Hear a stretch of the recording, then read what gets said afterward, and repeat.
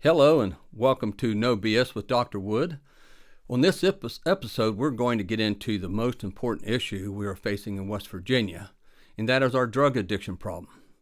I must tell you, this episode was disturbing putting this together, and I waited until the last minute to film it. And when you get into how all of this happened, especially in the beginning, we should all be very upset about this, especially the women.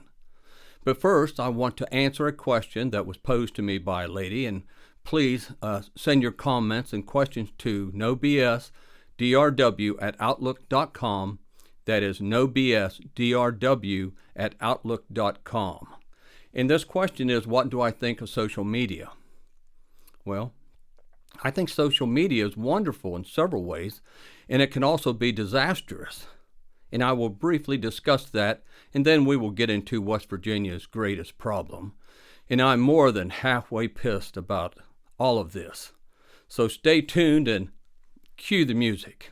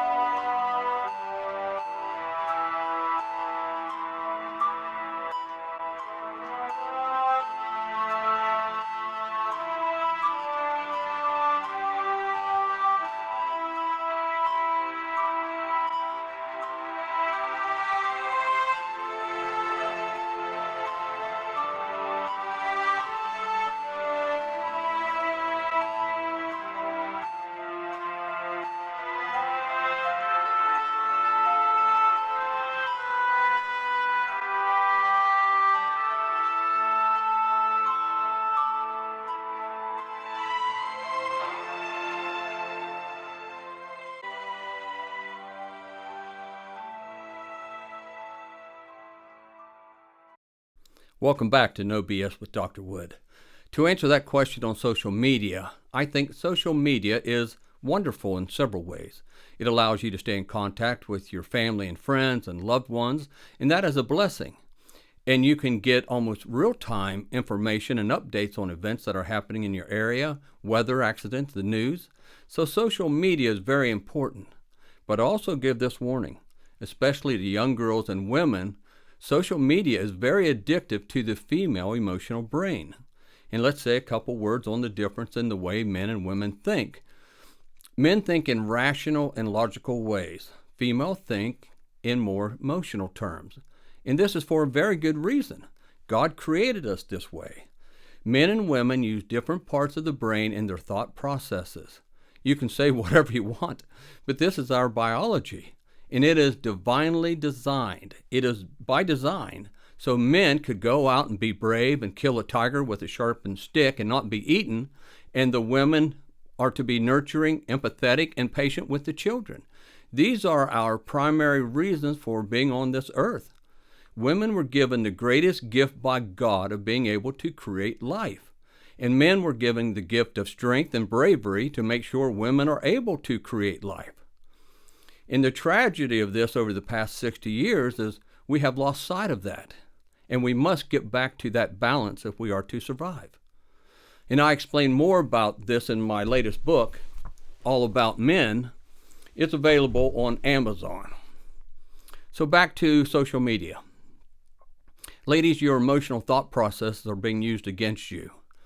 Facebook makes the most money the longer you are on Facebook, and your emotional side walks you right into that trap.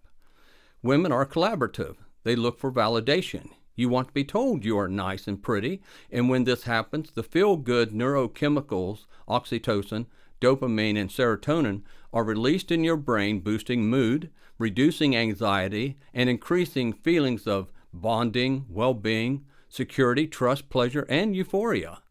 This positive reinforcement is what sucks you ladies into repeating this time and time again on social media. Men don't have that problem. We are ruled by cortisol and testosterone that makes us want to fight and do foolish things. So this is the key, ladies. If you have a serious relationship with a good man, and good men are rare, and you want to keep him, stay the hell off social media with other men, and the same goes with texting other men from your cell phone. If you have a bunch of men numbers in your cell phone, delete them. If your man or future man sees this social media behavior from you, this is what he will think. And again, he doesn't care what you say. He watches what you do. Actions are more important than words to a man. And if you're on social media chatting with other men, putting pictures on social media, behaving in an attention-seeking behavior, he will think you are disloyal and disrespectful because he knows what those other men are thinking and what they are after. That good man is going to walk out of your life, and you are going to be left dealing with all these other dipshit beta males who are paying you all these compliments on social media. So ladies, if you want a good man, if you're lucky enough to find one, stay off of social media unless you're communicating with your family or your female friends, because a good alpha male will walk if he sees you giving attention to other men. He will not allow that behavior or drama in his life to ruin his peace. It's that simple. Okay, now I'm going to get into how we got into the most drug-addicted state in the country with the most overdose deaths. And women, this is going to upset you. I will show you proof how your emotional thinking has been targeted and used against you for years by some very crooked, smart, and rich people. And when these same people targeted men, they still used the same emotional women examples to push their point. In the 60s and 70s, Arthur Sackler was a medical advertising genius in a very sinister way. He designed advertising for Roche Pharmaceutical for Librium and Valium, and he understood very well how men and women think, and that knowledge made him and Roche millions and millions of dollars. In the 70s, Valium was the most prescribed medication in the world. Sackler understood how women have catastrophic thoughts. In other words, women tend to think the worst will happen and they ruminate on that. Then they call their girlfriends and they both ruminate on that. This causes increased stress and anxiety. Well, Sackler came up with some very good and pointed advertisements for Roche, and this is one for Librium that was in a magazine. It is difficult to read, so I will read part of it for you. It says, "The new college student may be afflicted by a sense of lost identity in a strange environment. Today's changing morality and the possible consequences of her new freedom may provoke acute feelings of insecurity. She may be excessively concerned over competition, both male and female, for top grades. Unrealistic parental expectations may further increase emotional tension. Her newly stimulated intellectual curiosity may make her more sensitive to and apprehensive about unstable national and world conditions. Exposure to new friends and other influences may force her to reevaluate herself and her goals." So in other words, get her addicted to the first benzodiazepine, Librium, as soon as she leaves home, and she will eat them like Skittles. Then Roche came out with Valium, and they had these advertisements. In this advertisement, it says women are psychoneurotic, and it encourages 5 male doctors to prescribe Valium to this described childless widow because of the pressure her mother and her older sister places on her. In this next ad, you can't make this stuff up. In this next ad, a man is surrounded by his anxiety in the form of 4 women, his mother, wife, mother-in-law, and daughter, with some minor stresses by men on the outside, including Uncle Willie down there in the corner. Women were targeted with Valium so much that it came to be known as Mother's Little Helper. You can't make this stuff up. And then Xanax came along with the same hype and targeted more women. Purdue came up with the term psychic tension for women, so more male doctors would prescribe it to save their male buddies. These advertisements made Sackler and Roche millions and millions of dollars. Sackler and his brothers purchased Purdue Frederick, a small pharmaceutical company that sold earwax remover and laxatives. The Sacklers changed the name to Purdue Pharma and moved into pain management. In 1980, this article was published in the New England Journal of Medicine. This study stated that with an overview of almost 40,000 patients, that addiction is rare with opioid therapy. That is all the Sacklers needed. In the mid-'80s, Purdue came out with its first extended-release morphine, MS-Contin. It was presented as not as addictive as regular morphine with its extended-release form, and it sold like hotcakes. 10 years later, in the 90s, Purdue came out with OxyContin as a newer, less addictive form of morphine for chronic pain management. In 1996, the American Pain Society introduced pain as the fifth vital sign and encouraged all doctors to prescribe OxyContin for anyone with pain since it was being held as non-addictive. Well, guess who funded the American Pain Society? It was Purdue Pharma. The fifth vital sign movement was widely adopted by many healthcare organizations, including the Veterans Administration. When I was recruited by the VA to be their medical director near Seattle in 2013, the fifth vital sign posters were still hanging in the clinics. I ordered all of them to be removed.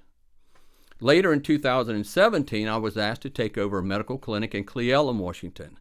That clinic had the pill mill reputation of overprescribing narcotics, and I was asked to stop it.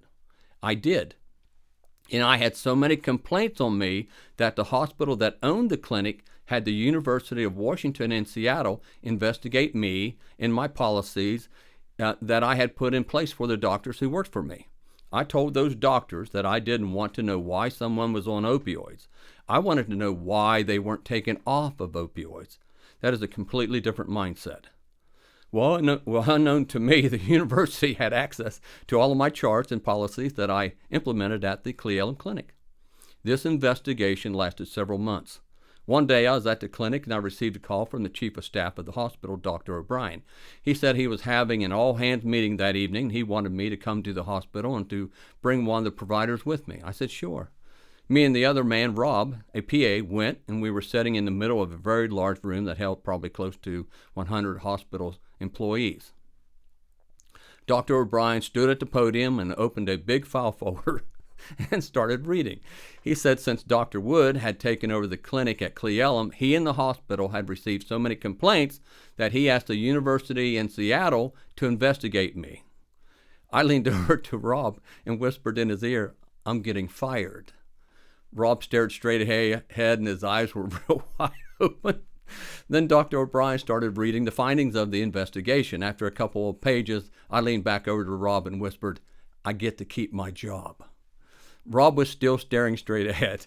The findings were, I had done everything correctly, and the only criticism the university had was why did the hospital allow the previous medical director at the clinic to continue his overprescribing of narcotics.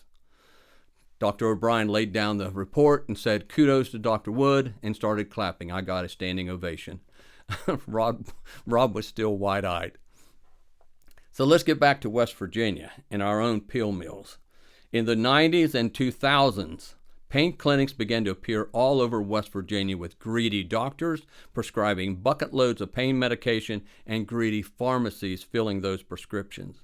In Williamson, a very small community with a population of about 3,000, it had 2 pharmacies, and those 2 pharmacies dispensed over 20 million narcotic pills in a very short period of time.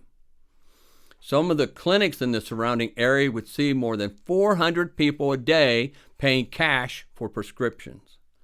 People were driving hundreds of miles to get their narcotics.